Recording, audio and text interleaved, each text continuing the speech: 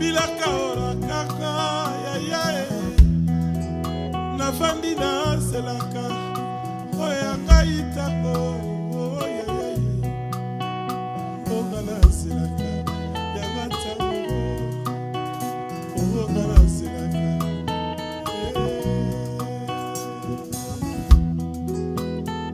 tango bamieza domene ya nzambe l'état meso eza mystère akolo l'état ye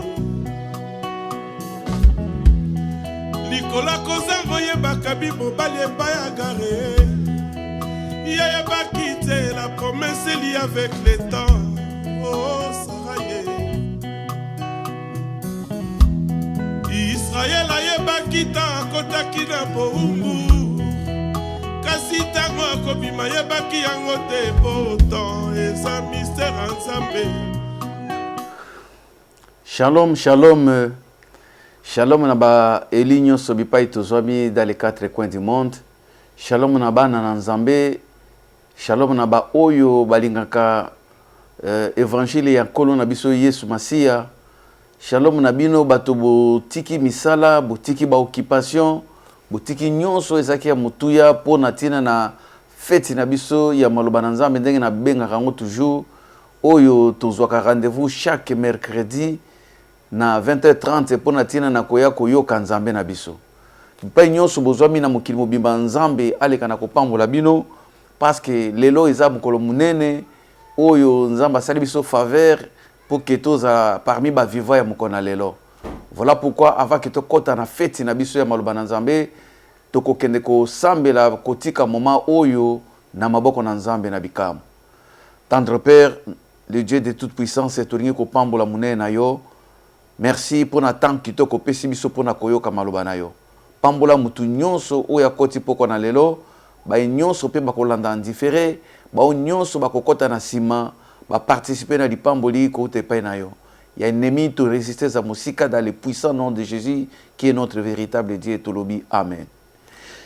Amen, amen. Zambe aleka na kopambola biso nyonso to koti na poko na lelo lisusu oyo eza mukolo oyo nzamba bongisaka pona ba amoureux ya bonne parole ndenge na uti koloba na ebeke poko na lelo nzamba ningi ko changer vie ya mutu moko liboso na manso na ningi kopambola ba nyonso ba koti ba mingi oyo totangaka kombo te boye bakeboza toujours na mitema na biso tolinga kopambola ba oyo ebaza koya na esprit na biso pona kolakisa unité bomoko kati na molimo na ba oyo bazali kolanda biso. Voilà pourquoi nalingi kopambola Mose na nzambe chéri na nga l'évangéliste Sephora Likenja bipa ya zwami nzamba pambola makasi nzamba pambola papa na biso digital momo pe mama na biso Pauline apambola bomoko ya mboka mobimba bipa nyonso ezwami nzamba pambola lisusu basai na nzambe ba oyo ba sungaka biso na kati na mabondeli pe bazali ko soutenir émission oyo ya le temps d'Isali wana zali komona papa na biso le docteur Esaïe Saïf pe mama na biso Moussa Kolimete vraiment couple oyo na motema nzambe na lola akanisela bino akanisela ministère na bino nzamba pambola pe ba nyonso bakotaka nazali ko kanisa Thomas LGPNL awa na Stockholm pe basai na nzambe mususu nyonso oyo bazali ko soutenir biso na bosanité bana ya MEPSA nyonso bipai wazwami MEPSA Efrata awa na Stockholm MEPSA Efrata na Yetebo nazali komona mama na biso Sylvie pe mobali na ye Jean-Paul kuna na mboka na MEPSA Yetebo awa nazali ko kanisa lisusu mama na biso Bea nazali ko kanisa mama na biso Landu nazali ko kanisa mama na biso Caroline Landu na ngena loba pe ba nyonso bana MEPSA kobosa na te paka papa na biso Remy pe mama Dorcas ba nyonso bokoti na poko na lelo nzamba kanisela bino nzamba pambola mutu nyonso oyo aza amoureux ya liloba nzambe lelo tokokende na liloba na nzambe ngana bengaka ngo feti parce que c'est le côté oyo ekoki ko sepelisa nga koleka maloba na nzambe bato mokili tango bakendeke na ba feti na mokili bakolia bakomela bazali ko sepela mususu abeli kutu te me aza ko sepela me biso esengo na biso ezaka tango toyoka maloba na nzambe ndenge David azali koloba ke je suis dans la joie quand on me dit allons dans la maison de l'Éternel. biso esengo na biso feti na biso ezalaka nde na kati ya maloba na Nzambe. Poko na lelo vraiment eza mukolo kitoko oyo tokokota na feti ya maloba na Nzambe. Tika Nzambe apambola ba eli nyonso. Teme na biso na poko na lelo bien aimé ezali l'attachement à Dieu. L'attachement à Dieu. Tope kokangama na Nzambe. Oh bien aimé, Nzamba za Nzambe na bikamwa oyo asepele ke biso nyonso tozala na poko na lelo. Nous allons parler de l'attachement à Dieu. Tope kokangama na Nzambe. Tango tozali ko bongisa malakisi oyo makanisi na ngai ezalaki ko tambola mingi pe kola azali ko pesa ba inspiration pote toyeba ndenge nini tokoki ko pambola eli moko na poko na lelo. Tango tozali ko lobela sur l'attachement à Dieu, tozali ko mona nalingaka kokota ndenge na lobaka toujours buda bozindo makasi te na ko pesa mo ba définition muke puis tokoti na mama na likambo. Attachement na Nzambe, attachement na Nzambe ezali seulement donc attachement combo attachement seulement et ni ko loba sentiment donc un sentiment d'affection durable ou bien un lien qui unit deux personnes ou des choses. Je voulais dire que c'est un sentiment d'affection durable, un lien qui unit deux personnes ou des choses. Donc sentiment et affection durable. Topé lien moko ezali ko unir batomi balé to biloko mi balé et ou melesika moko. Ba bengi yango attachement. Donc kokangama wana ezali sentiment moko ya affection ya bolingo oye kangi batomi balé libela na libela. Ba bengi yango attachement. Alors dozali ko talisa yango pe lisusu topé tokoki ko loba na ndengo susu attachement elingi ko talisa amour to amitié moko pona quelque chose, amour ya likambo moko, amour ya moto moko, moto akomi na amour wana ya kokangama na likambo wana to na eloko wana bakoloba moto yo azali attaché à quelque chose, azali attaché na une personne, azali attaché na likambo songolo. Alors tant to lobeli attachement to définir comme un sentiment d'affection durable et ni koloba ke soki moto s'attacher na quelque chose azan affection na likambo moko et sengeli affection wana ezala durable aussi le temps que ezali nano ko umela nde bakoloba ke bato bazali toujours attaché to biloko ezali attaché mais soki biloko mibalo ezali durable te donc affection wana to bokangami wana ezali ko umela te et ni koloba ke et se détacher ezali sous te attaché topé et se détacher affection wana e kabwani ko bolingo wana esidi bakoloba ke bato yo to biloko oyo e kabwani awa lelo na poko na lobi so tolingi ko talisa sikoyo attachement na Nzambe so to lobi attachement à Dieu, c'est-à-dire que nous voulons nous attacher avec une affection durable na Nzambe kokangama na bolingo moko makasi na Nzambe bolingo oyo ekoki ko se séparer te bolingo oyo ekoki ko kabwana te bolingo oyo ekoki ko suka na nzela te. Bien aimé, attachement ezali eloko moko munene na vie ya biso ba chrétien to ya bana Nzambe. Bato bamona ka makambo lokola makambo ya liseki mais esengeli to yeba lelo na pokwa source ya ba malédiction ya bato ebele source pe ya bénédiction ya bato ebele ezo dépendre na attachement ya na eloko bango bazana yango eza ko dépendre na attachement na likambo oyo moto akangami nango ezo ko dépendre na attachement na eloko ozali nango epana vis-à-vis ya moto songolo. Ezana bato mingi bazali ko tambola pe na se ya malédiction. Eza pe na bato mingi bazali ko tambola na se ya bénédiction. Soki yo osatache pe na mutu oyo azali ko tambola na se ya malédiction, c'est-à-dire que bokomi na ndenge moko bo participer na na se ya ba malédiction nyoso parce que vous êtes attaché na affection na dire moko indéterminé na lien moko durable na mutu wana. Et de la même manière, si vous vous attachez à Dieu, il n'y a pas de besoin soto bonzambe nyoso pe et ko umela kati na yo bokomi motomoko. Yango komona meme na liloba na Nzambe, Bible ko tali sabiso na Genèse chapitre 2 verset 24 kuna Bible zoloba que c'est pourquoi l'homme quittera sa femme et s'attachera, l'homme quittera ses parents, s'attachera à sa femme. Les deux deviendront une seule chair. Ça, c'est Dieu qui a utilisé le mot attachement.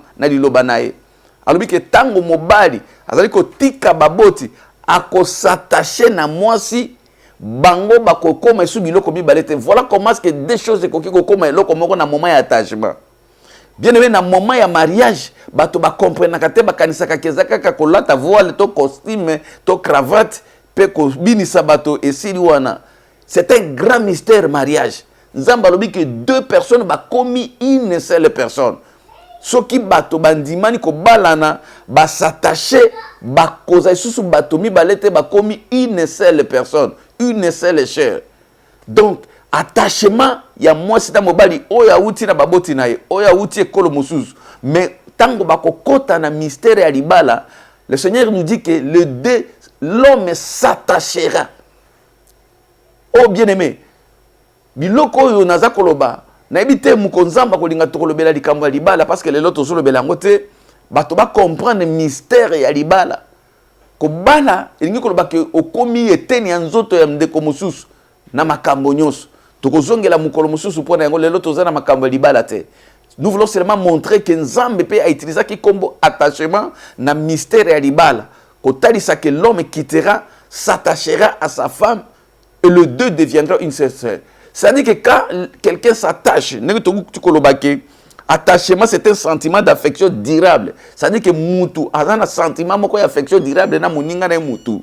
Alors yango ne ko talisa que mutu oyo azali attaché na kati na muninga na ye. Bien aimé, lelo sikoyo tokolobela attachement na Nzambe.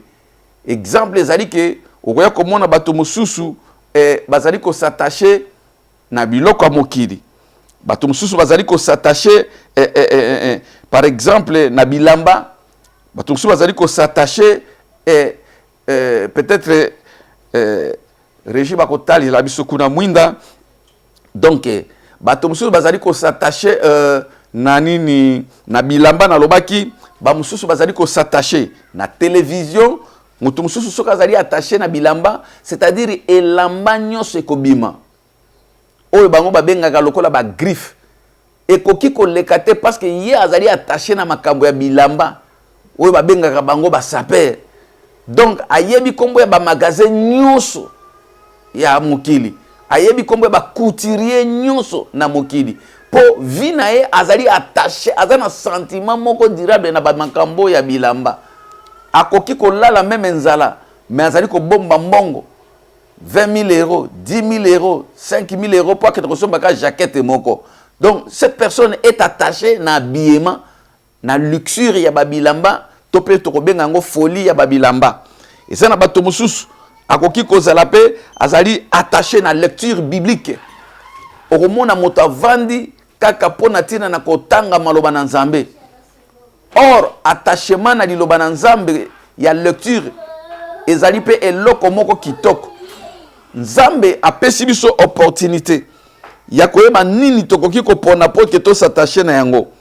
Bato mingi bazali attaché pe na téléphone na ye akofande la téléphone banda tongo kido na pokwa toyi komona mingi na poto awa situ ba na biso bakomi ba attaché mingi na ba téléphone na bango.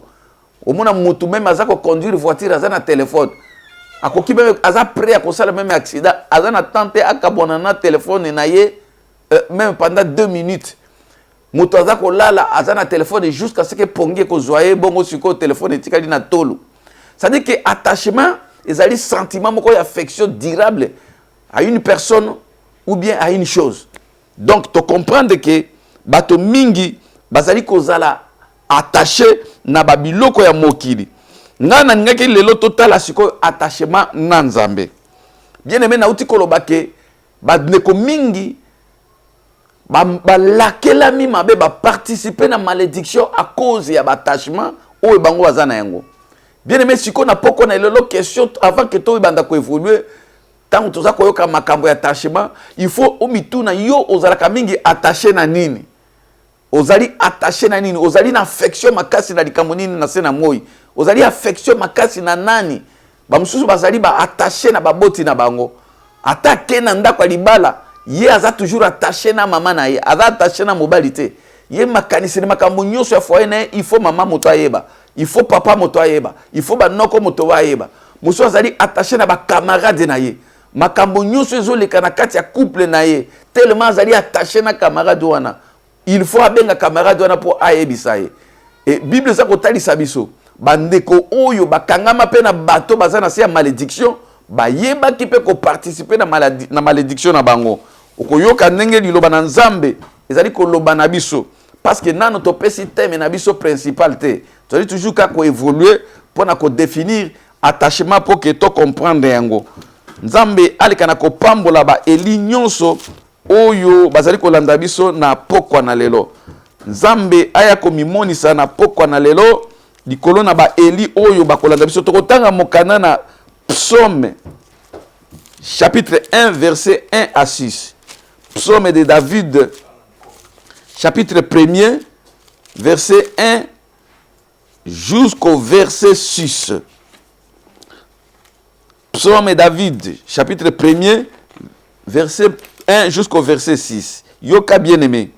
Heureux l'homme qui ne marche pas selon les conseils des méchants, qui ne s'arrête pas sur la voie des pécheurs, et qui ne s'assied pas à compagnie de mon cœur, mais qui trouve son plaisir dans la loi de l'Éternel, qui la médite jour et nuit. Il est comme un arbre planté près des courants d'eau, qui donne son fruit à sa saison, et de feuillage ne se flétrit point. Tout ce qu'il fait lui réussit. L'année tokosuka nano atawana.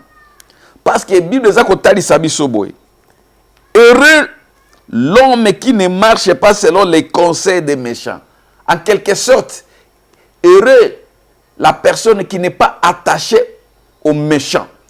Heureux la personne qui ne veut pas être accompagné des hommes méchants. Attachement na bato ya mabe bien-aimé, ezali le contraire ya heureux. C'est-à-dire ceux qui nzamba bazalo ba ke bato yo bazali kotambola te na bato mabe bazali ba heureux. C'est-à-dire que ceux qui ozali attachés na ba mauvaise personne, oza malheureux.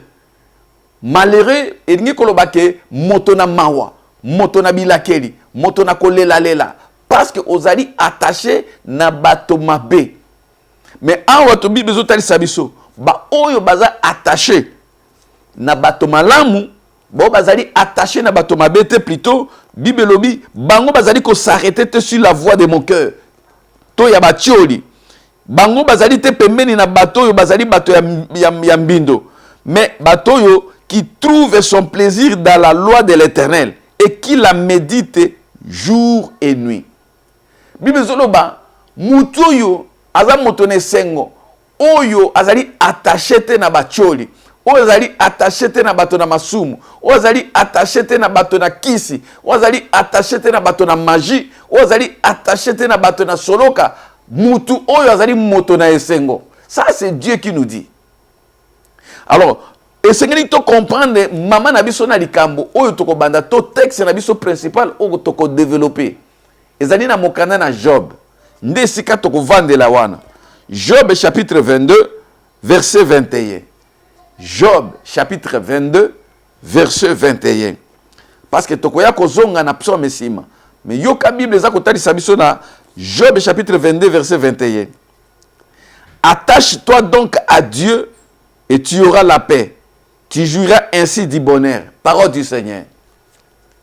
Oyonde ezali thème na biso pe texte na biso principal. Attache-toi donc à Dieu et tu auras la paix et tu jouiras ainsi du bonheur. Awa eza maloba ya bandeko, ba camarade na ndeko na biso Job. Nous savons comment est-ce que cet homme de Job azaki un homme intègre à son époque. Un homme craignant Dieu. Un homme qui fut aussi béni et il était un homme d'affaires. Parce qu'à son époque, ce qu'on t'a dit richesse, oyo Job azaki nango ya ba plantation, ya ba ngombe, ya ba brebis oyo abandaki kozala nango. Ezalaki symbole ya richesse na époque na ye. C'est-à-dire qu'il azaki un homme d'affaires. Azaki moto, azaki moto apambwamaki malgré azaki ko sala ba faire na ye mais azaki ko banga Nzambe. Et Bible zoloba ke Nzambe ye moko a témoigné pour natina na Job. Il fit un jour où le Satan est venu se présenter devant Dieu.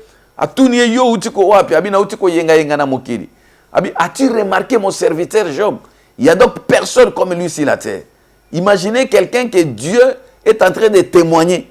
quelqu'un que Dieu est en train de rendre témoignage.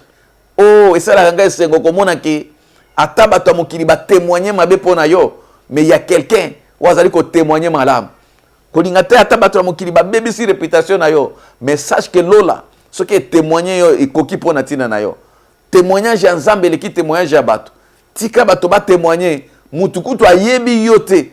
Mutukutu ayebi siko kolela te, mais azako témoigner makambo ya yebi te. Dans le but seulement de nuire na réputation na yo, dans le but seulement de nuire na valeur na yo. Mais awa, c'est Dieu lui-même qui a témoigné son serviteur Job. Abi, il n'y a personne comme lui.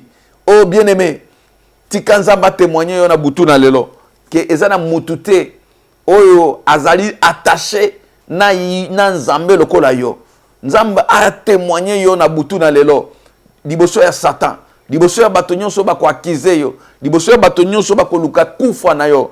Nzambo ya yebi yo, ayebi attachement na yo, ayebi motema na yo epa na ye, ayebi sentiment ya amour oyo zaka nango epa na ye. A témoigner yo ndenga témoigner ki Job. Bible lobi ke Job oyo malgré azaki ya ko pambwa mamuko mususu, le Seigneur a permis que malheur ekomela ye. Pona ko éprouver kondima na Job. Malheur et continue à Job à perdre richesse, à perdre bana, toyebi histoire de konabiso. Mais écoutez ce qui s'est passé. Ma camarade de Job, ma kamoto utiko tanga awana Job chapitre 22 verset 21. Ezaki ba camarade de Job motobaye koyebisaye. Bien aimé baye ko kuta Job na état moko critique. Pourtant bango bandaki ko banga ye. Bayebi ke source ya bénédiction à Job ezaki Nzambe. Bayebi ke élévation à Job source nango ezaki Nzambe parce que c'est un homme qui craignait Dieu. Ba camarade nyoso ba yebaki. Ça veut dire que ba yebaki au moins que bango bazwaki mbongo to pe ba richesse na banzela mosusu. Mais Job yazaki moto azaki ko banga Nzambe. Pe bango nyoso bazaki convaincu que richesse ya Job ezaya Nzambe. Bien aimé yoka ba yekota la Job ba kutie na état moko critique. Bakuti na état moko ya pauvreté, bakuti na état moko ya maladie avancée. Balobi ce n'est pas possible. Job, ce qui peut nabiso au moins ça va. Mais yo koko koma na niveau yote.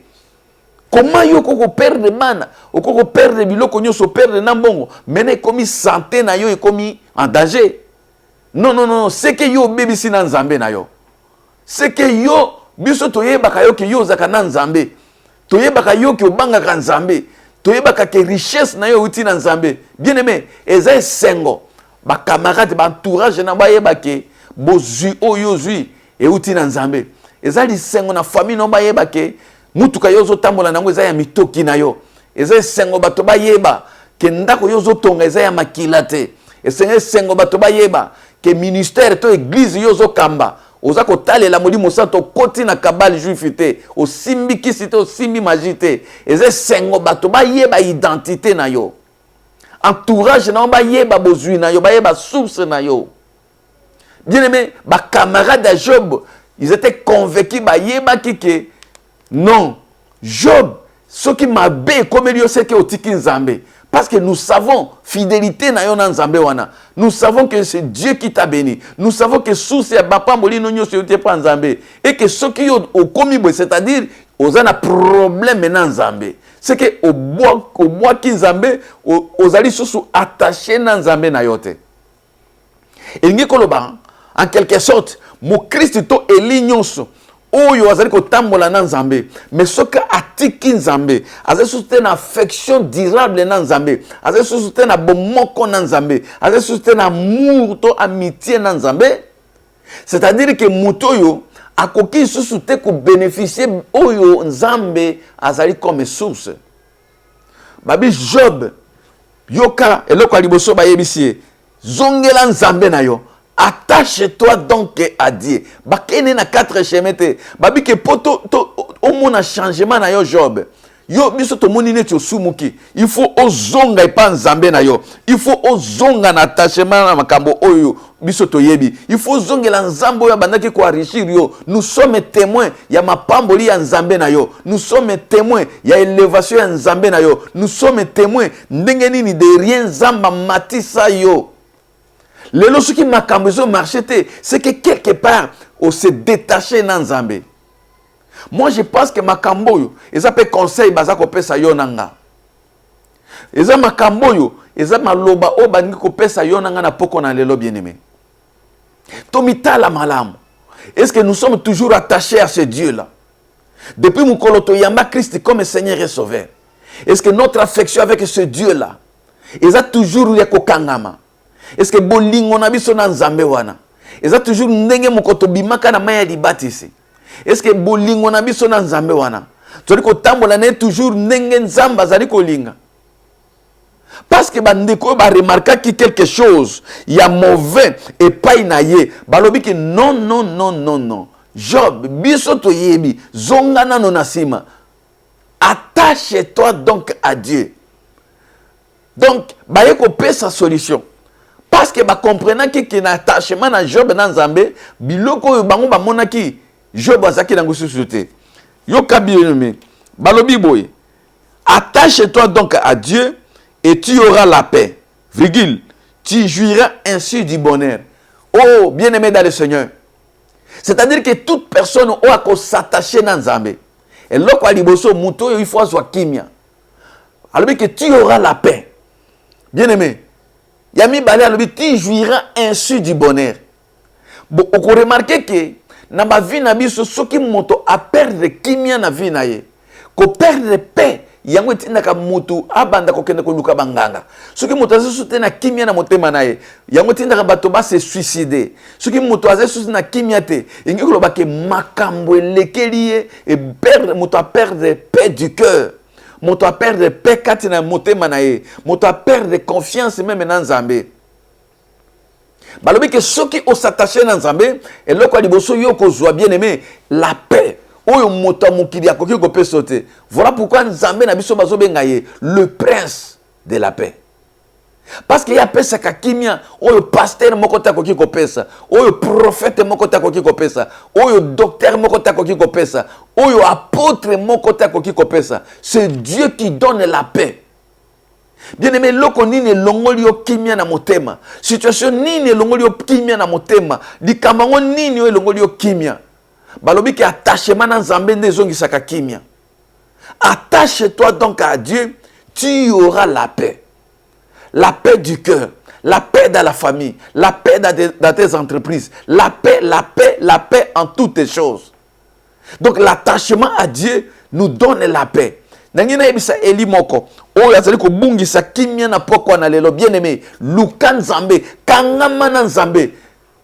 Okomona eloko yo ya kopesa yo. Ye moko akoyeko peso kimia okoyoka piyo na motema na yo koleka mai oyo uti na frigo ya pesa ka kimia parce que ye moko komone kimia babenge le prince mokonzi na kimia apesa ka ba nyoso bakangami na ye kimia eko kule na bavene na yo eko kule na kati na motema na yo eko kule na kati na nzoto na yo attachement wana yango moto ekosala ke bokoma une seule chair na Christ, une seule personne na Christ. Et akopesa ya mibale bonheur. Oh bien-aimé, nazo kama bandeko lelo bato bazo kende ko luka bonheur nano ti lelo na 21e siècle. Oh, bato bazo kende ko luka ba bonheur et pas banganga et pas ba marabout. Et le korezo kamu isanga atako basai na Nzambe. Bakomi ko kende ko luka kisi et pas ba marabout pour église za na bato ebele. Bien aimé, tozo sala awate publicité ya misala ya mabe, mais tozali ko dénoncer yango parce que mutu moko eli moko ko kipe ko bika na poko na lelo. Bonheur e utaka pa ba marabouté. Bonheur na ministère e utaka pa ba ngangate. Bonheur na ministère e utaka na ba occultiste te. L'attachement à Dieu. Et tu auras le bonheur dans le ministère. Tu auras le bonheur dans le mariage. Tu auras le bonheur dans l'affaire. Tu auras le bonheur en toutes les choses. C'est Dieu qui donne le bonheur. Vrai bonheur. Ce qui m'a attaché dans Nzambe, il y a un bonheur où il voilà pourquoi comme on a kebanganga autant à pesi batongo na côté au bopé à pesi bikila. À pesi ba condition. Omuna mutu azako tambola mena motema na azana kimyate azana vrai bonheur te libanda apparence bato azomona ke mutu ya pas moi mi mutu mais azaka na kimyate parce que bikila oyo diable a pesié et que ça ait un vrai bonheur. Mais la Bible nous dit par contre que c'est la bénédiction de l'Éternel qui enrichit et ne se fait suivre d'aucun chagrin. C'est-à-dire que quand Dieu te bénit, bonheur en Zambe, okola la boutou, kimia, okola la pongi, okola bébé, ata pesa leki, ata pouko leki, oko kipete po, oyebi ken kolonda za source ya lipamboli na yo. Olia matembele na salon, okolia ngona kimia na bana na yo, po oyebi mutu moko te akoya kotelemela na porte, oyebi ke meme mwana beli problème ezate. Mais soki Satan motapesi yo, mwana moko soko abeli ozo banga kaka. Alinga zwelanga mwana. Satan alinga zwelanga mwana. Soki mutu moko na famille abeli ozo ebaka ke donc nganga linga lokolo alongola moko. Oza na kimia te na motema. Il ne faut pas appeler ça bonheur. Le vrai bonheur est alindé en Nzambe si une personne est attachée à Dieu. Yangwana na poko na lelo bien aimé. Et sengeli yo yeba ozali attaché na nani. Ozali attaché babususu ti lelo bazana na attaché na babokoko. Bazana na attaché na singa na loketo. Azara wana kende ke église, mais singa wana ezana no toujours na loketo na ye. O ezali ya famille batelaka. O ndeza ko batelanga libala. Donc libala nao ezali su Nzambe te, mo singa wana nde muto so batela yo po mobali aboya yote. Bien aimé mukolo singa ko katana. Mobala ko mono lokola na yebi kutu te. Ako yi donc le kabolingo bande ko linga yo. Mais muto azali attaché pa Nzambe. Tongo etana butu ekota. Mobala azo mono kaka lokola mwana ya 14 ans. Nenga na mona ka chéri na nga évangéliste Sephora. Natala yebo na zo mona ka lokola mwana ya 14 ans mikolo nyonso. Azo ngenga ka mafuta. Parce que molimo sato apakoli. Bien aimé, kisi ya libala yango wana, attachement na Nzambe, kisi ya bafer, kisi ya succès, kisi ya makambo nyonso, attachement na Nzambe. Bayebisi soki yo jo bolingo longo na situation oyo, attache-toi donc à Dieu. Tu auras la paix et tu jouiras ainsi du bonheur. Bien aimé, nalingi oyeba ke poko na lelo. Yo koyeba ko s'attacher na Nzambe. Pour que oyeba na kozwa bonheur oyo euti pa na Nzambe. Toloba keke bande ko mingi bakangama na bato mokili. Moto azaka na likambo na Nzambe. Moto azaka déjà na problème na Nzambe. Moto azaka kotambola na ba malédiction azlongola bato bazemi. Aboma azana makila ya bato na maboko. Moto azaka kotambola a escroquer bato. Ti lelo bato balelaka bambongo na bango. Mais yo ke ko s'attacher na moto ya boy. Bien aimé, kolela wana ya bato wane kolanda na yo. Yo ke ko s'attacher na moto azaka na likambo na Nzambe. Apanza ba église ebele. Aleka bisika nyoso asumba na nganda. Apanza mabala ebele. Basi baza kolela pona kombo na ye. Mibali baza kolela pona kombo. Yo ke ko s'attacher na mutu boy. Ozali na se malédiction. Oko participer pe na malédiction na ye. Parce que bokomi na ye mutu moko. Bien aimé, nous devons faire attention à l'entourage na biso. Banani toza attaché na bango plus. Ba camarade nini yo za attaché na bango plus. Bato nini yo bengaka bango véritable pire yo. Mais yoka bande komususu pe ba s'attacha Bible zolo baboy. Na 2 Chroniques chapitre 20 verset 20. Confiez-vous à l'Éternel, votre Dieu, vous réussirez. Mais confiez-vous à ses serviteurs, vous réussirez. Confiez-vous à l'Éternel, votre Dieu, vous serez affermis. Et confiez-vous à ses serviteurs, vous réussirez. C'est-à-dire que qu'on s'attache, ce qui nous ambo tozali komona, olingi qu'on s'attache na ye, tomona kaete na miso, bientôt changer position.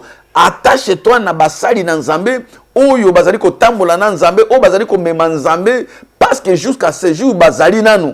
Malgré ya mabe batondi, mais ya malamu bazali nanu baza penza ebele partout dans le monde na lobaka.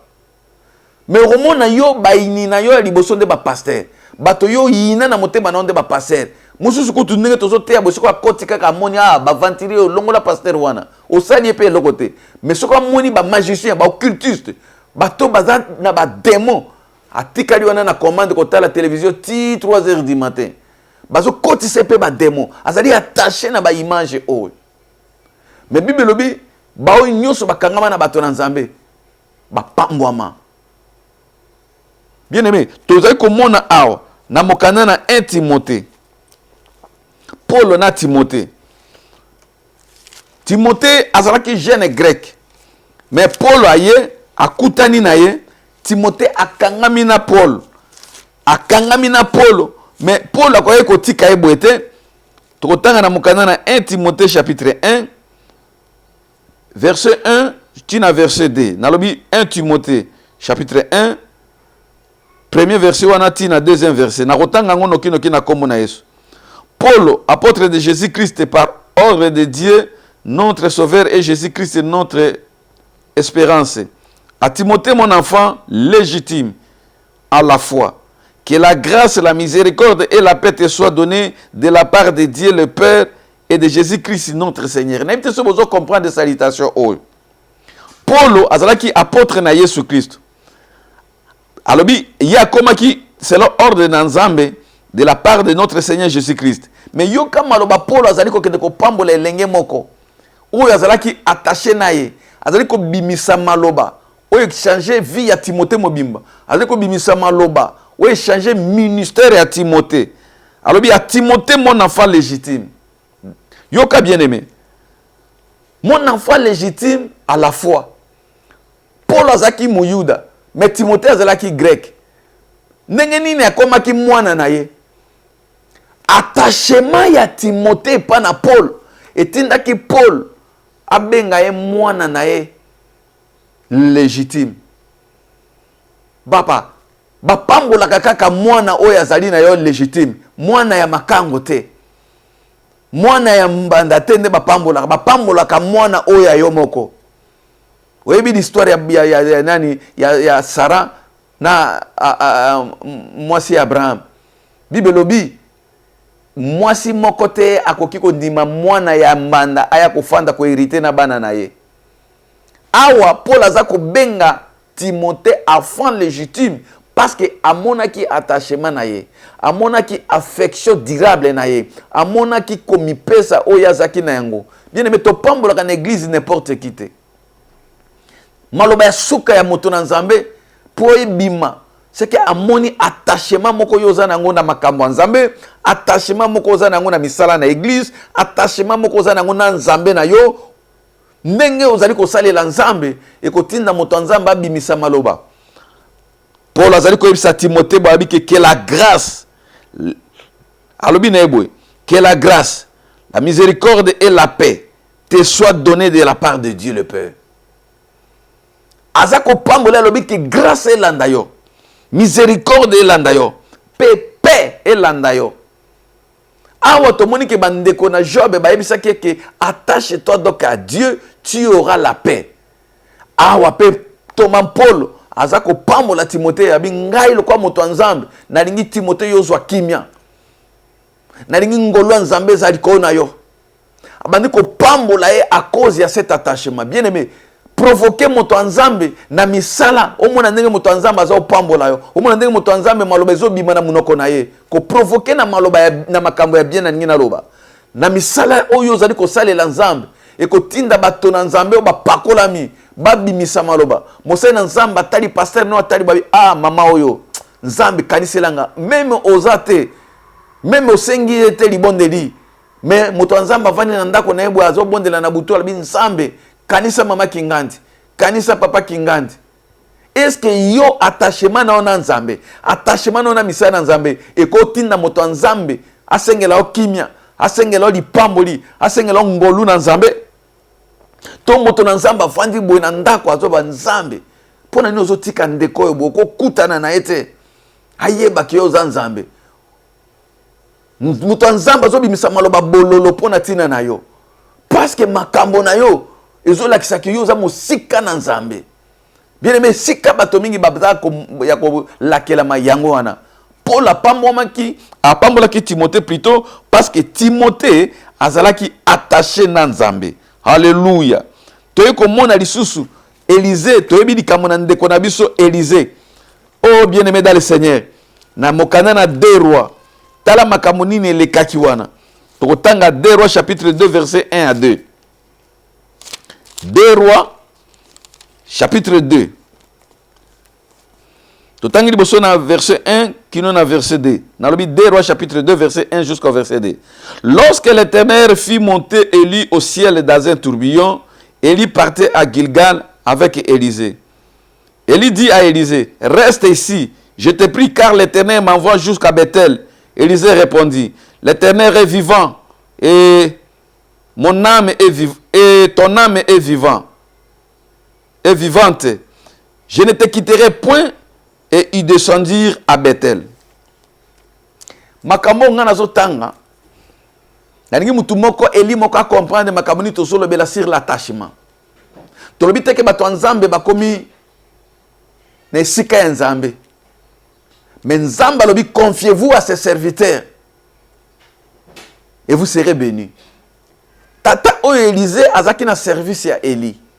Azaki toujours attaché. Vous allez remarquer que na parcours na bango tango Eli azako mata ekoki. Bible lobi que il y avait des fils de prophètes babandi ko décourager Élisée. Babandi ko sekaye babi mais yo c'est jusqu'à quand ko kangama na tata. Est-ce qu'il y a bisio que azako mata azako que de enlèvement? Élisée ne savait pas ça. Mais à défendre nos pères spirituels naïe. Alors je le sais, mais vous taisez-vous. Pourtant il y a qui est le côté. Ce que ça peut-être yonanga na minute wana bi ngana fani vina nga mobimba ko landa landa yesu ko azobomela nga ba secret makambo minene boy kaka wana baluki ozongi. Mais Élisée, il était toujours attaché à Élie. Yo kama makambo lobi. Reste ici. Motonzamba zolo ba netika la ao. Je te prie car l'Éternel m'envoie jusqu'au Bethel. Élisée répondit, l'Éternel est vivant et ton âme est vivante. Je ne te quitterai point. Ça, c'est ce qu'on appelle l'attachement à l'homme de Dieu. Malgré ma bombe de secret. Alors, il n'a côté papa. Kende na onengo lingi. Mais esika yoko kende. Molimo no ezana bomoy. Nzambe no ezana bomoy. Nga na kotika yote. Koto yo bato bazako chola. Koto yo yemoko mukolo nzoto alobi ke tikala. Mais cet homme d'Élisée, il a été tellement attaché. Il savait qu'à travers Élie, il y avait Dieu. C'était l'esprit de l'Éternel. Bake, tango bakomi na liboso, Élisée a bandi, Élie a bimisi manto na ye bandeko. A beti na mai pe mai fungwami. Muto yo, Élisée azako mona. Et l'oni ne tinda ki amona gloire yo, attachement oyo azaki nango, na moto na nzambe. Attachement durable, na moto na nzambe. Et tindi amona ba surnaturel, et tindi amona ba miracle, pe ba traverser à pied sec et tina ngambo. L'herbe a commis kuna. Le temps est arrivé où Élie devrait monter. Abi senganga eloko nyoso lingi siko yoti kala abi papa tika ba makambo wana. Mulimo no ezana bomoy, nzambe no ezana bomoy na kotika te. Et vous savez la suite. Tourbillon est comme ma Élie. Élisée a récupéré manteau. Et c'est ce qu'il chercherait. Attachement on est foutu et bandeko. Malgré que son maître est parti, mais atikala qui na portion. Il y a Saint-Esprit, nenge molimo ne lekaki. Po moto nzambe, ayebisa ke soki ko umela karaboye, tina mukolonga na komata. Oyo senki et que ça la possible. Bien aimé azongi par 4 chemins te. A bambi ni matona mai, mai fungwami. A katisi a pied sec tina ngambo. Bato onyo so babandaki ko sekaye. Bakomi ko kamwa bika, babandi ko kamwa Élisée. Parce que vie n'a changé qui. Bien aimé, attachement. Et que comme ça bato nyonso bazako décourager na likambo nzambe. Attachement. Et que comme ça bato nyonso bazako sekayo lelo mikolo nyonso na église. Attachement non nzambe. Et que comme ça bato nyonso bazako décourager yo. Bokende na église ko lukanine. Bokende ko landa kuna bozaba makango ba pasteur. Bino nyonso bozaba venturier. Attachement na yo et que kanga bato wana munoko. Lorsque Élisée est rentré, bien aimé, sa vie était complètement changé. A comme ko sala bilembo bikamo ko le quand même oyo maître na salaki yangona na poko na lelo bien aimé nzambe na bikamo apambola ndeko moko nzambe na nguya nyonso ayeba na ko simba ndeko moko to zonga biso nyonso na bolingo tozaki na ngoli boso epa nzambe to s'attacher na nzambe oyo to komona makambo nini ekosalema to kende kotanga na mokana na Actes des Apôtres na chapitre 1 verset 4 qui nous na verset 5. Actes des Apôtres, chapitre 1er, verset 4 qui nous na verset 5. Yokelo komoko le kakiwana. Comme il s'est trouvé avec eux, il leur recommanda de ne pas s'éloigner de Jérusalem, mais d'attendre ce que le Père avait promis ce que je vous ai annoncé, leur dit-il. Car Jean a baptisé d'eau, mais vous, d'après des jours, vous serez baptisés du Saint-Esprit. Ngana sepelaka na maloba oyo. Na verset 5. Jean a baptisé d'eau, mais vous, d'après des jours, vous serez baptisés du Saint-Esprit. Bien-aimé, Yekoli Bazaki na Yesu ebele. Vous vous souvenez que Bazalaki au départ 70. Bamususu bakendeki na bango.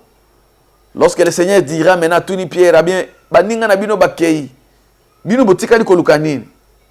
Ah, Pierre abi papa, à qui irions-nous? Toke de pas nani. Et pas non de maloba na bomoy. Bango batikala ki ko s'attacher. Malgré que Pierre a régné qui, mais atikala ki toujours ko s'attacher, à se repentir. Lokola yo pe na poko na lelo. Ata o wanga na kinzambe. Okoki ko zonge l'attachement non nzambe butu na lelo. Okoki ko zonge la premier amour non pas nzambe na butu na lelo. Lokola Pierre. Et na suka nde makambe ko salama. Bible lobi ke tango siko Christ a sisi mission. A kufi a sekwi. Awa boy déjà Christ a ressuscité. A fandi na bango lisusu. Mais abadi ko pesa bango ba dernière recommandation. Ezaki ba recommandation oyo avant que amata miso nyonso ezomona ye. Bango bandi ko tuna Christ. Makambo ko sale bana sima na tango.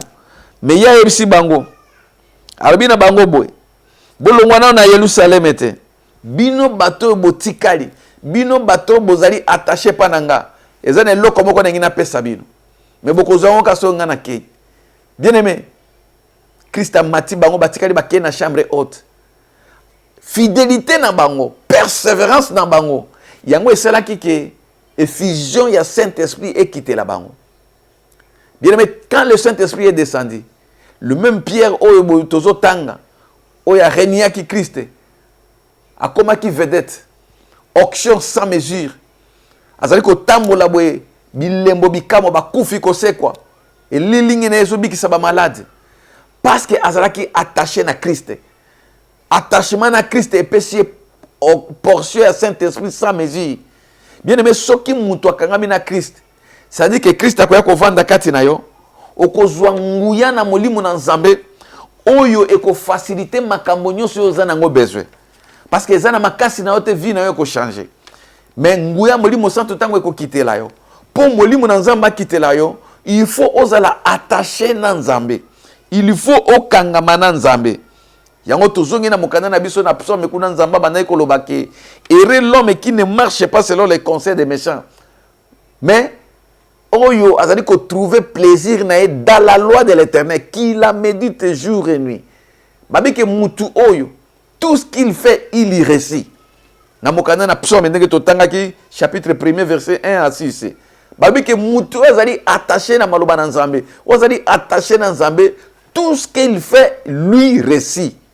Donc, réussite, il y a moto. Na makambo nyonso, ezali ko dépendre na niveau d'attachement ou moto na ngona nzambe.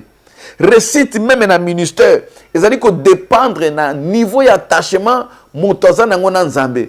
Réussite na niveau ya couple, ezali ko dépendre na niveau d'attachement ou famille bazana ngona nzambe. Tout ce qu'il lui fait, lui réussit. Parce que Bible dit que moto yo wazali attaché na nzambe aza kwa nzete o elonami pembeni na mai. Même na période ya sécheresse yaka ukakate. Même bato bakole la crise économique yaka ukakate. Lere bato bazana ba discours moko ya ba pessimisme yaka ukakate. Po source na ye misisa na ye zali kati na nkolo. Yango na pokwa na lelo. Nzamba na besoin elimoko azonga. Na makolo na Christ o s'attacher na ye moko yende moto akoyeba kopeso makambo nyonso. Oh bien-aimé dans le Seigneur, nous Seigneur to kanga na nzambe tokotanga mokana na Jean chapitre 15 omone loko moko ezali wana. Nzamba pambola Eli moko. Nzamba pambola Eli moko na poko na lelo tokotanga mokana na nzambe na Jean chapitre 15 verset 1 jusqu'au verset 8. Jean chapitre 15. Totangi premier verset. Yoka mystère moko ezali wana. Toko kitana mo malembe kino na verset 8. Yesu azolo babwe. Je suis le vrai sceptre et mon père est le vigneron. Tout sarment qui est à moi et qui ne porte pas de fruits, il est retraché. Et Et tout sarment qui porte des fruits, il les monte, afin qu'il porte encore plus de fruits. Déjà vous êtes mûrs à cause de la parole que je vous ai annoncée. Demeurez à moi, et je demeurerai à vous. Comme le serment ne peut donner de lui-même et porter des fruits, s'il ne demeure attaché au sceptre. Bien aimé, tout le temps, verset 4. Makambo ezali wana na verset 4. Demeurez à moi et je demeurerai à vous. Comme le sarment ne peut de lui-même porter des fruits, s'il ne demeure attaché au sceptre, ainsi vous ne pouvez non plus si vous ne demeurez à moi. Nga ningi to comprendre maloba oyo Christ azakoloba bike yazali nzete biso tozabi étape. Étape nyonso oyo kokangama na nzete te, oyo kozala attaché na nzete te ekokauka. Pe kobota mbuma te. Na sima bakokata bakobwaka étape oyo parce que ezali improductif. Ezana tina te. Mais yoka alobi na verset 4. Soki toko umela kati na ye. Pe toko kangama na ye. Toko bota bambuma. Parce que soki tokangami na ye te, sans lui toko kiko sale loko mokote. C'est-à-dire que attachement au Christ azoloba, c'est lui-même le véritable Dieu. Que soki okangami na nzambe te, kokangama na Christ elingi koloba kokangama na véritable Dieu. Mutu nyonso oyo azali mu Christ oyo akangami na nzambe, azali lokola brache to nzeto elonami na mai, bongo ye Christ nzete biso toza ba bitape ba brache oyo ekangami. Sikoyo ba fruit ekobima kaka soki toza na c'est-à-dire vie na biso tokoki kozala na vie te soki toza na nzete te. Eteni nyonso ya brache ekolobake elingi susu ko s'attacher na nzete te ekokauka. Yango zomona lelo bato ebele bakauki na vie na bango. Ba famille ebele kauki, ba frère ebele kauki, ba commerce ebele kauki. Po ba commerce on ezali attaché na nzambe te. Commerce ezali attaché na nzambe, moto ya kofuta 10 na ye. Moto ya ko mbongo na ye akosiango na misala na nzambe. Moto ya kosunga misala na nzambe, nzamba aza na part na makambo na ye. Vous verrez que misala ya moto eko prospérer po nzamba aza na kati. Misala eza kwa bitape, ye moko nzambe ndaza source ya bozui oyo. Mosala o nzambe azali source ekoki ko kabukate. Bien aimé, le Seigneur nous demande de tous à la attacher na ye poto bota ba fruit. Ba fruit yango eza nini? Eza ba bénédiction oyo zoko luka. Eza guérison oyo zoko luka. Eza élévation oyo zoko luka. Okoki ko bota ba fruit wana te soko za attaché na Christ te. Yango na poko na lelo na lingi eli moko comprendre que eloko nyonso yo za ko luka e ko ute pas pasteur te. E ko ute pas mutute mais ko ute pas nzambe oyo kangami na ye. Et ko ute pa baboti na yote, et ko ute pa banoko na yote, mais bozuito eloko nyonso muntu azali ko luka, et ko ute pa nzambe zali ba fruit ya attachement na le vrai sceptre, le vrai nzote ya bomoi. Ye muta ko pesa bambuma na tango nyonso oyo mutu azali nango besoin, azali ko bota bambuma parce que mutu oyo azali attaché. Bien aimé, na ningi o comprendre que kati na yo brache oyo ya kokauka. Uzana na makoki ya kobota mbuma soko zongi ko s'attacher na nzambe. Uzana na makoki ya kobota bambuma na tango nyonso, c'est-à-dire ko zwa oyo uzana ngo besoin. Pourquoi na lelo ezana no trop tard te. Seigneur alingi ke ozonga o s'attacher na ye. Nzamba alingi ke ozonga o kangama na ye. Pour que obota bambuma. Bambuma ya ndenge na ndenge. Ata baninga bazo kauka me yoko kauka te. Ata baninga bazo lela yoko lela te. Pour source na yo uzana maboko ya batote. Source na yo uzana maboko ya vrai nzete na bomoi. O babengi Jésus Christ. Tika poko na lelo mutu nyonso ayeba ko kangama na nzambe. Siko tala yo mutu lobi okangama na nzambe. Ba fruit nini kasi yo zali ko bota. Okoyeba a partir ba fruit soko kangami tote. Okoyeba a partir ba résultat ya vie na yo ya misala na yo. Soki okangama na nzete oyo ya bomo tote. Ezali kama ko discuter te. Ezapeli kama mutu atu na yo te conscience na yo. tala motema na butu na lelo ba fruit oyo ozali ko porter eza ko uta wapi nani azali source ya ba fruit wana est-ce que ezali nzete na bomo e Christ to pe okangami na biloko mosusu parce que yo ko bota kaka biloko yo okangami bien aimé nalingi ke mutu nyonso azala interpeller esengeli oyeba na pokwa na lelo na kangami na nini ba camarade ya Job bayebisaki Job yo Job kangama na Nzambe biso toyebi ke yo zaka moto ya Nzambe kangama na Nzambe kuna okozwa bonheur kuna okozwa paix batalisaki Job source ya bénédiction na butu na lelo bien aimé nga nalingi nayeba okangami na nana nani wana yo kangami na ye mais soki yo kangami na bato n'attendez rien de l'Éternel soki edi ke ne sait pas bato kozele loko te pa Nzambe po kangami na yete soki yo kangami na baboti soki yo kangami na coutume soki yo kangami na ba occultiste mais n'attendez rien de l'Éternel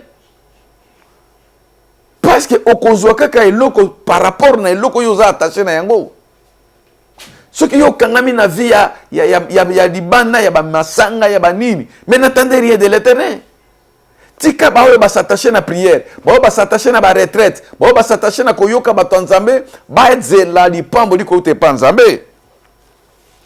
Oh Job, attache-toi donc à l'Éternel et tu auras la paix, tu jouiras ainsi du bonheur. Nzamba ningi koyebisa mutu moko na lupoko na lelo maloba oyo, attache-toi donc à lui ndoko zwa kimia oyo zokoluka, tu jouiras ainsi du bonheur. Pourquoi na lelo Job baningi koyebisa yo pe Job esika ozwami Job, attache-toi à l'Éternel. Et heureusement pour na Job conscience nezaki tranquille alobi tenga na tiki Nzambe te na tiki Nzambe te alobi na nyonso eza koyelanga si cela est la volonté de Dieu je sais seulement que mon rédacteur se lèvera il se lèvera le dernier. Bien aimé, ce que vous êtes attaché par Nzambe ata ba problème ata ba difficulté lokuta oyebi que ça passager rekoleka bonheur ekoya gloire ekoya paix du cœur ekoya. C'est ce qui est arrivé dans la vie à Job. Bien aimé, Job balobi ke na mikoloné asuka. Il a reçu de l'Éternel beaucoup plus de bénédictions qu'il en avait. Il a reçu des enfants qui tokolo koleka bana basi nyoso époque wana. Yo motoza attaché na Nzambe. Na ngi na courage na poko na yo kolemba te. Ata bato baseki yo ke yo moto sambela neni ni makambo boza ko yela yo. Loba na bango lokola Job que je sais que mon rédacteur se lèvera le dernier. Il se lèvera ko katalika monanga. Pe akopesa nga koleka o na bungisaki. Pe na ningi ko déclarer le kwa moto Nzambe. Ba nyonso bazana no attaché pa Nzambe butu na lelo. Tika kimia na Nzambe bilabino. Bonheur na Nzambe bilabino. Nzamba telema moto na suka na mabota na bino. Nzamba katalika mona bino. Lokola kataki likamo na Job. Nzamba ningi ko pesa moto moko bonheur na poko na lelo. Soki oko s'attacher na ye kaka. Soki oko tia makanisi kaka epa na ye. Mais tolobeli pe ko s'attacher yango mingi. Comment est-ce que nous devons nous attacher à Dieu? Et ça na makambo mi balé poto kene ko sukisa. Attachement, to moni ke zali affection. Durable na Nzambe. Mais comment est-ce que tokoki ko s'attacher na ye? Ya liboso na obéissance na maloba na ye. Et le ma ya liboso po moto a s'attacher na Nzambe po elakisa ke yo o s'attacher na Nzambe. Obéissance na maloba na Nzambe kotosa maloba na Nzambe yango kotalisa ke yo kangami na Nzambe po Nzambe to mona kaete Nzamba mona na ka travers sa parole mutu nyonso akangami na maloba na Nzambe mutu nyonso azako ndima maloba na Nzambe mutu nyonso oyo azali ko méditer maloba na Nzambe azana Nzambe longo.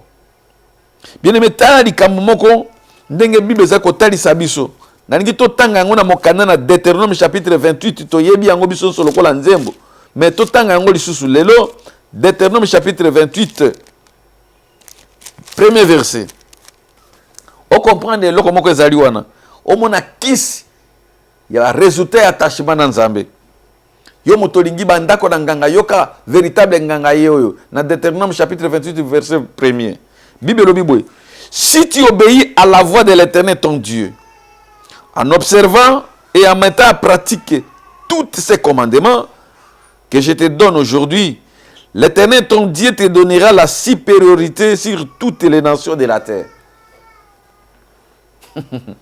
Si tu obéis à la voix de l'Éternel, c'est-à-dire à la parole de l'Éternel, si tu obéis à la parole de l'Éternel, il te donnera la supériorité. Alléluia. Sur combien de nations? Sur toutes les nations. Dieu te donne la supériorité sur toutes les nations. C'est-à-dire, mboka nyonso yo kokende. Lokwa yo tosaka nzambe. Lokwa yo tosaka maloba na nzambe. Nzamba kopeso un esprit de supériorité. Bisika nyonso kokende. Oza en Amérique, un esprit supérieur. Oza en Europe, un esprit supérieur. Oza en Asie, un esprit supérieur. Oza en Afrique, un esprit supérieur. À cause de l'obéissance à la voix, c'est-à-dire à la parole de l'Éternel. C'est l'obéissance à la parole de l'Éternel qui nous donne la supériorité sur les démons, la supériorité sur les magiciens, la supériorité sur les occultistes, l'obéissance à la parole de Dieu. Tika mutu nyonso, wazali ko tosa maloba na nzambe, butu na lelo, esprit ya supériorité landa yo. Nzamba pesa yo esprit supérieur likona ba problème za ko tungisa yo. Nzamba pesa yo esprit ya supériorité likona ba difficulté. Nzamba pesa yo esprit ya supériorité likona ba inina yo. Parce que tu obéis à la voix et à la parole de l'Éternel. Donc l'obéissance à la parole de l'Éternel nous donne un esprit de supériorité. Alléluia. Josué chapitre 1 verset 8. Tant que Josué a succédé à Moïse, Bible lobi, Nzamba za koyebisa Josué que ce livre de la loi ne s'éloigne point de ta bouche. C'est alors que tu auras des succès. C'est alors que tu réussiras. Le livre de la loi, c'est-à-dire la parole de Dieu. Vous avez que un secret, il y a obéissance, il y a maloba.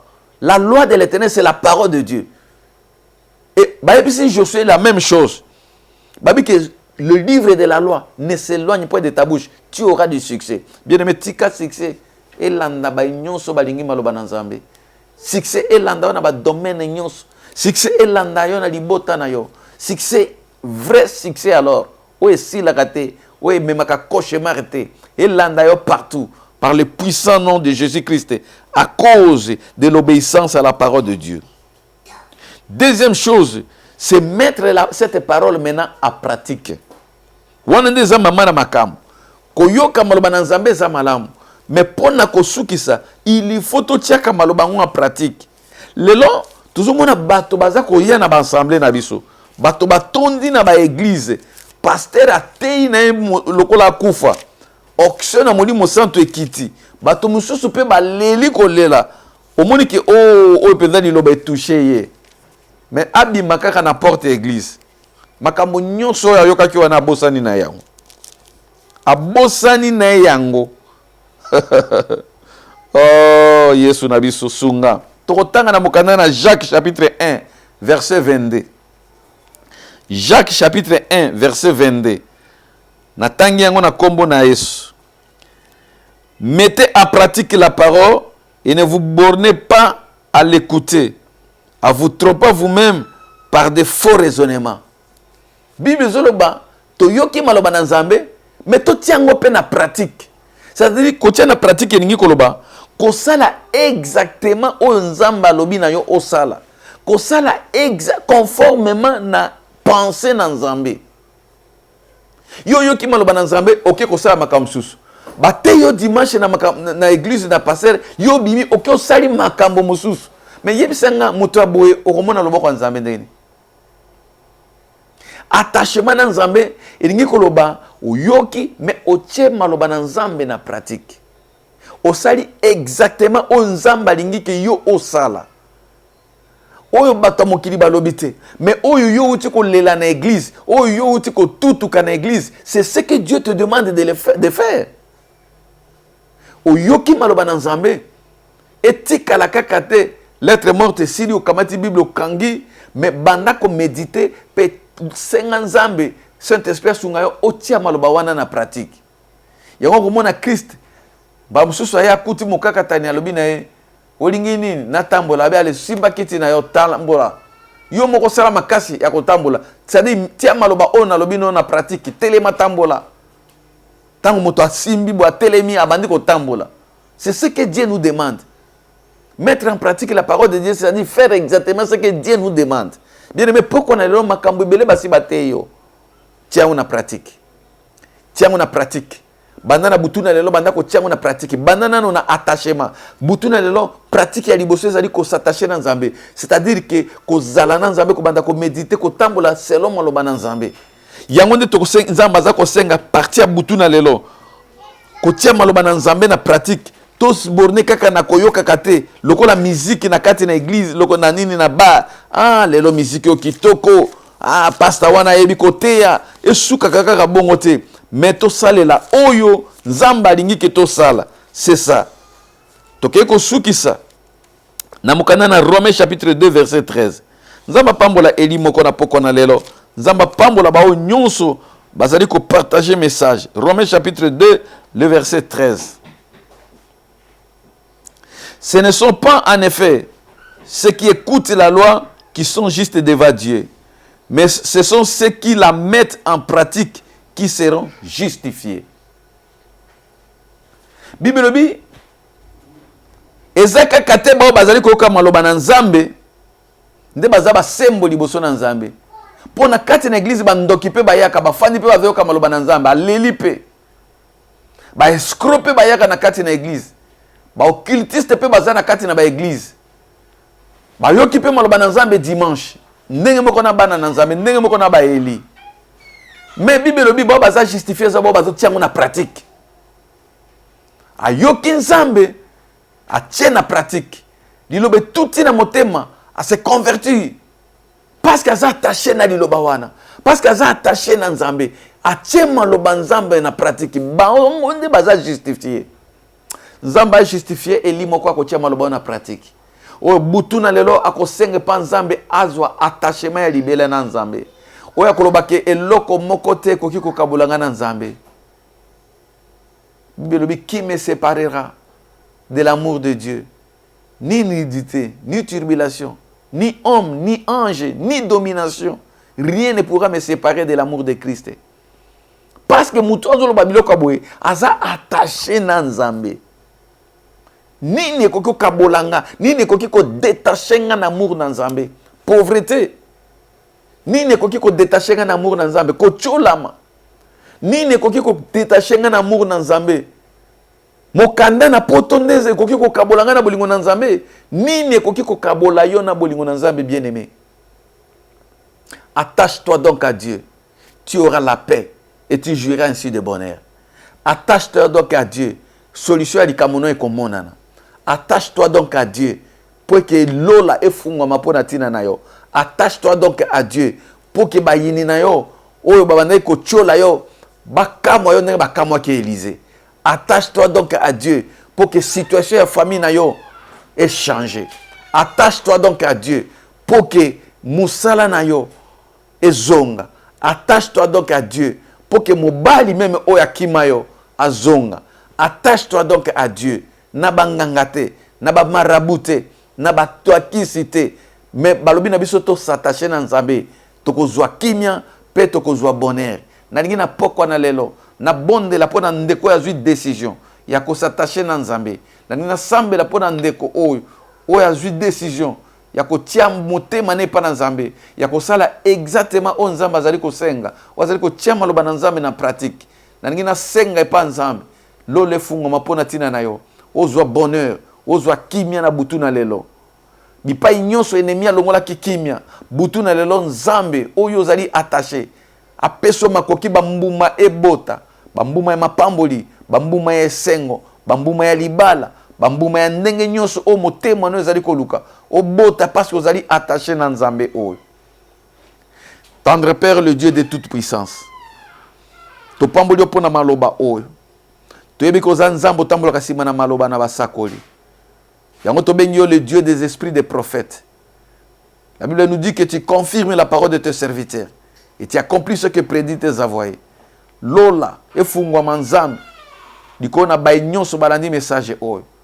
Sunga ba nyonso ba se détacher ki na yo Nzambe. En fait que butu na lelo ba zonga epai na yo. Ba oyo pe bakangami na Nzambe. Lola efungwama. Kimia ezonga na bandako na bango. Bonheur ezonga na bisika bazwami. ba fruit ya ndenge na ndenge nkolo ebota na bomoi na bango. Na déclarer bomoi na bango béni au nom de Jésus. Nzambe sala posa ya motema na moko po batatola ki yondo zali source de bénédiction na bango. Oui, malobano ezali kotali sabiso que c'est la bénédiction de l'Éternel qui enrichit et ne se fait suivre d'aucun chagrin. Longola ba chagrin na mitema na bango. Bo bazaki malade nzambe ba bika guérison na yo. Bo bazaki humilié na kochola manzambe. Mais baza attaché pa na yo. Mokili batatola ki yo za nzambe na bango. Merci pour na makamine no sali. Yesu, webi posa na batono koleka ngai. Ata to sengi yango te yo yebi yango. Parce que la Bible dit que la main de l'Éternel n'est pas trop courte pour sauver, ni son oreille n'est pas trop dure pour attendre. Mais si kanyon soba no bazwami, nzambe, batato la kiyo za nzambe na bomoy. Na bengani nyonso ya molini, ya malédiction, ya kufa, ba lien nyonso bazwaki na nzela na kosatache na bato mabe, kolo elongwa na nzoto na bango. Mais influence na nzambe et régner diko na moko. Dans le nom de Jésus-Christ qui est notre véritable Dieu Tolobi. Merci Seigneur Jésus-Christ. Amen, amen, amen. Zambe alekana ko pambola ba elinyonso ba oyo ba yoki message oyo ndeko nanga yo motoza attaché pa na Nzambe komitungisa te même situation ezalaki difficile yeba ke Nzambe oyo kangami na ye akotika yo taza mwana na mutu te po akosa akosepelisa ndenga sepelisa ki Élysée akopesa kimia ndenga pesa ki bato na Biblia po azandenge moko lobi lelo pe libia na libela. Vraiment tokomi na suka message na biso Nzamba le kana ko pambola bino nyonso bozwa ki ta ya kolanda biso bo bebisita na bino te parce que loko moko ya malunga eleki na bomo ina bino. Nzamba pambola basai na Nzambe ndenge na lobaka toujours nazali ko pambola papa na biso Ezaïe Saïf, docteur Ezaïe Saïf a pambola musakoli mete kala mingi te na makanisi na Nzambe tokoki komona na soki ko sepelisa Nzambe. Nzamba pambola bino bato bozali ko soutenir biso a pambola apôtre LG Penel a pambola basakoli nyonso awa na Stockholm a pambola chéri na ngai l'évangéliste Sephora motema na ngai. Nzamba pambola bana mepsa nyonso oyo bazali ko soutenir biso a pambola ba femme engagée soki Yesu ayete tokoki ko kutana semaine prochaine pona bolingo na ye. Communiquer na biso ya suka ezali ete chaque dimanche toza na kilte na biso ya adoration na église Mepsa Efrata na awa boye na Egdalen Shirka. Soki to komi na Egdalen Shirka ozobima na metro bao baza na Stockholm église ya liboso ya munene za Mepsa. Soki pe oyaka na babisi okomi na centrum wana église bokomona yango wana. Yaka na 14h juste tina 16h30 bipai wapi toza na fête ya maloba na Nzambe chaque dimanche bandeko bayaka bazaka ya kopambwama soki poza na Yetebor Mepsa eza na Yetebor na Isinge Baka kuna pe bango bazali na culte de 14h to 16h30 pona bandeko nyonso o baza musika oza na ba problème benga biso na numéro eza ko leka na bomoko mboka tokoyamba pe tokobondela pona tina na yo. Tika butuna leza ya kimia Nzamba pambola bino na kombo na Kristo Yesu. Amen.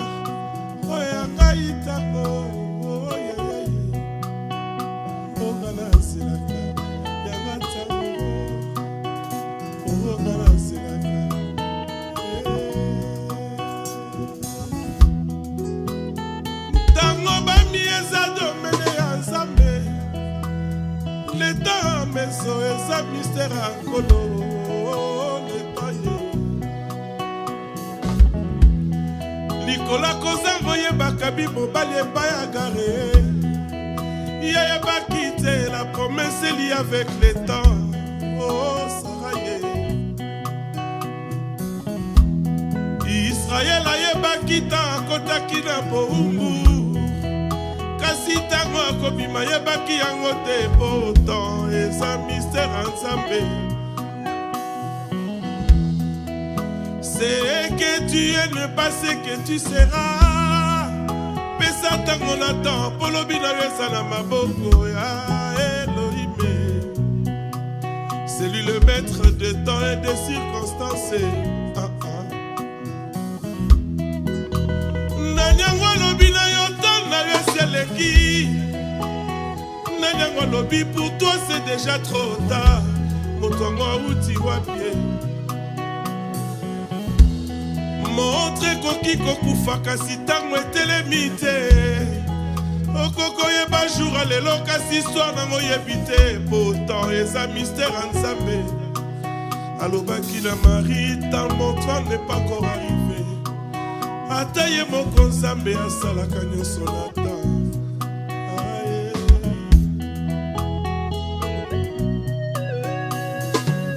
Bill Jacker.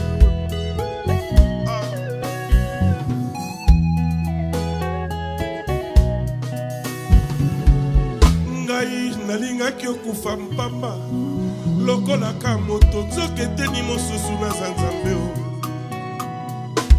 Ngai nalingaki owa lokolaka moto nzoka eteni mosusu naza Nzambe o. Oh ignorance ezoka yebomaka ezipaki nga miso nayebaki te o. Bokozanga koyeba libota na Nzambe tozokufa mpamba. Nayebaki te nani vraiment nga nazalaki o. Nga naza moto naza mpe Nzambe. Naza moto naza mpe Nzambe o.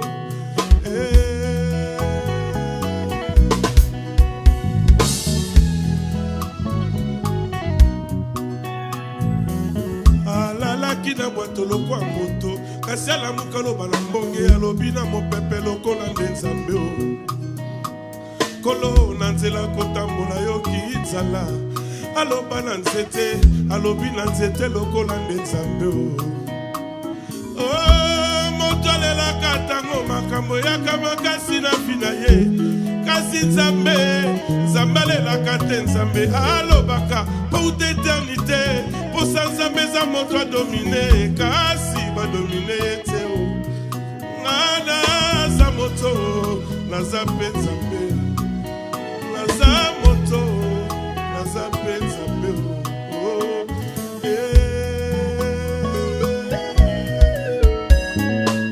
Bill Jacker.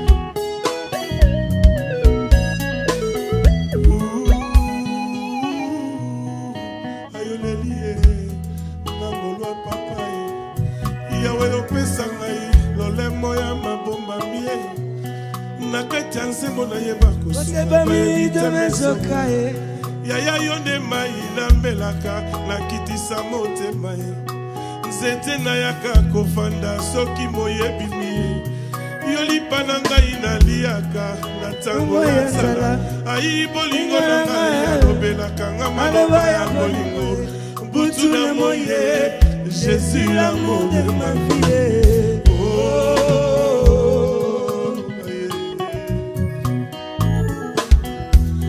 na mesana kozala pembeni na ye Jésus. Bilaka olakaki nga na bomba na motema nanga o. Mombalila ko motema sanduku bakolo baloba. Etikala na motema nanga lokola ndanga. Nalela mama.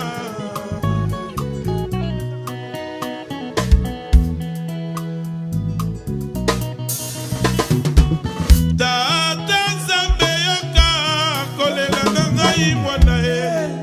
Mawana motema yango na yembi na nsembo. Basi ya baninga esengo ya basusu. Moninga